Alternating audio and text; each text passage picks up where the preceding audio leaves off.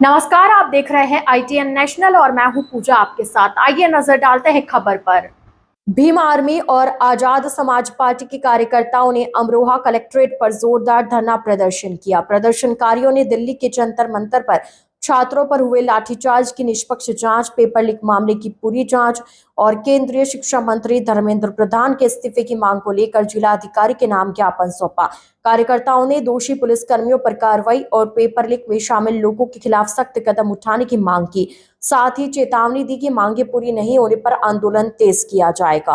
आज Bhim army Azad Samaj party और इन सभी तमाम युवाओं ने, छात्रों ने और मेरे पीछे आप देख रहे हैं महिलाएं भी हैं, सबने मिलकर के आज जो 20 जुलाई को दिल्ली जंतर मंतर पर छात्रों के साथ बर्बरता की, उस बर्बरता के खिलाफ ये प्रोटेस्ट हुआ और जिला अमरोहा के द्वारा राष्ट्रपति को ज्ञापन सौंपा गया।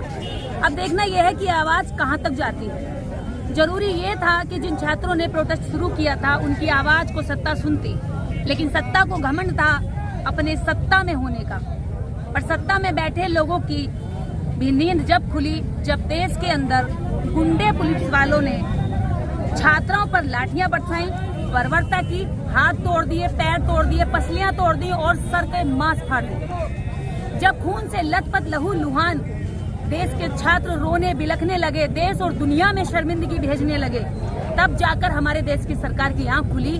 और उसके बावजूद भी इस तानाशाह सरकार का जवाब आता है कि धर्मेंद्र प्रधान इस्तीफा नहीं देगा। मात्र इतनी सी बात थी कि 22 लाख स्टूडेंट्स का भविष्य दांव पर लगाकर एक प्रधान को बचाने के लिए, एक मंत्री को बचाने के लिए, जब हमारी सरकार इतने सारे छात्रों के सर फुड़वा सकती है, उनकी जान ले सकती है, उनको आतंकवादी घोषित कर सकती है, उनका पाकिस्तानी एंगल ढूंढ सकती है, तो सोचिए इस देश की बाकी कुर्सियों के लिए, सत्ता के लिए क्या करते हैं। हमारी इस देश के सभी युवाओं से और छात्रों से अपील है कि देश की सरकारें आपके लिए गुलाम है।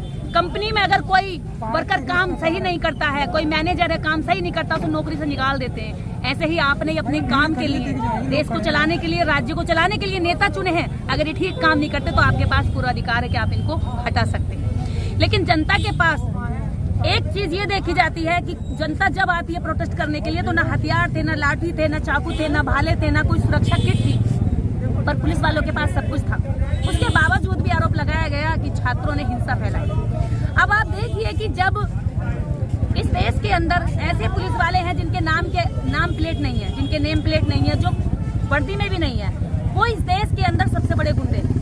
वो इस देश में हो सकता है वो पाकिस्तानी लोग हों जो हमारे देश की मासूम जनता पर डंडा बजाने आए हैं, क्योंकि पाकिस्तानी एंगल ढूंढा जाता है ना, तो ढूंढना तो वहां था कि वो किस हक से हमारे देश के बच्चों को मार रहे थे। लेकिन मीडिया और देश के जो मोदी भक्त हैं वो ढूंढ रहे थे ये कि किस तरह से मारा गया। एक चीज मैं और कहना चाहूंगी, बनी बनाई भात खाने के लिए बहुत सारे नेता समय समय पर आते हैं, लेकिन एक नेता ऐसा जो देश के अंदर सड़क से लेकर संसद तक लड़ता है, जिनका नाम है भाई चंद्रशेखर आजाद।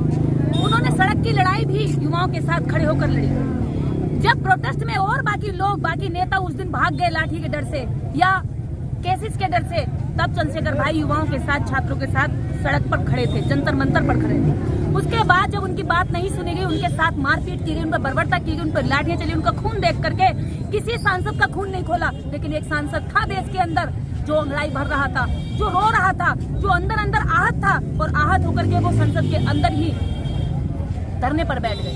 3 दिन लगातार कड़क बारिश में, इतनी तेज धूप में, 3 रात वो व्यक्ति सोया नहीं। और देश के अंदर ऐसा नेता जब तक हमारे बीच में, हमारे सरकारों में, हमारे संसद में नहीं पहुंचेंगे, तब तक ये देश सुरक्षित हाथों में नहीं जाएगा। और इस देश के अंदर हम सलाम करते हैं ऐसे नेता को जो बहनों पे लाठियां पड़ने पर उनके सीने में दर्द उठा और वो संसद में लड़ाई लड़ने गए। उसके बाद उन्होंने 25 जुलाई का सभी जिलों पे आह्वान किया कि सभी जिलों पे सभी माताएं बहनें जो जिन लोगों का खून खोला है, जो जिंदा है, वो जिले लेवल पर जो है ज्ञापन सौंपेंगे। उसी आधार पर हम बहनें, हम माताएं, हमारे साथ सभी का खून बाल मार रहे थे कि आखिर जिन सरकारों को हम चुनते हैं वो सरकारें हमारा खून खींच रही हैं, वो सरकारें हमारा खून पी रही हैं। उन सरकारों से हमें जवाब चाहिए। आखिर क्या हम इस देश के नागरिक होने का हमें ये अपराध दे रहे हैं, हमें ये सजा दे रहे हैं कि हमने आप जैसी सरकार चुनी, हमें ये सजा दे रहे हैं कि हमने आप जैसी निकम्मी कायर सरकार चुनी जो अपने एक मंत्री को बचाने के लिए देश के लाखों स्टूडेंट पर छातियां पिटवा सकती हैं। महिलाओं की छातियां दबाई गई, उनके प्राइवेट फ्लैट में डंडे घुसे गए। ये है तुम्हारी पुलिस। ये पुलिस नहीं थी, ये गुंडे थे। जिस गुंडों के खिलाफ अगर कार्रवाई नहीं होती है तो देश के अंदर बड़े से बड़ा आंदोलन होना अनिवार्य है। और देश के छात्र समझ लें कि आपके हाथ में आज देश की बागडोर आनी बाकी है। इस देश के अंदर बहुत बुड्ढों ने राज चला लिया। इस देश को अब युवाओं की जरूरत है और युवाओं के बिना ये देश बूढ़ा हो रहा है। इस देश का लोकतंत्र, इस देश के अंदर खतरा पैदा कर रहे हैं ये लोग। लोकतंत्र का जो असली मीनिंग था वो इन्होंने आज खो दिया है।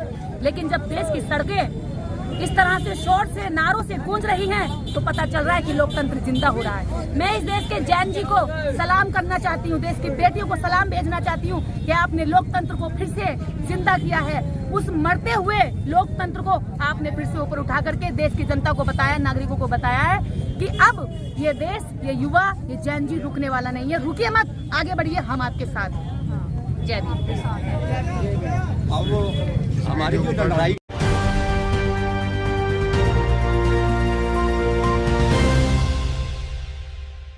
ITN National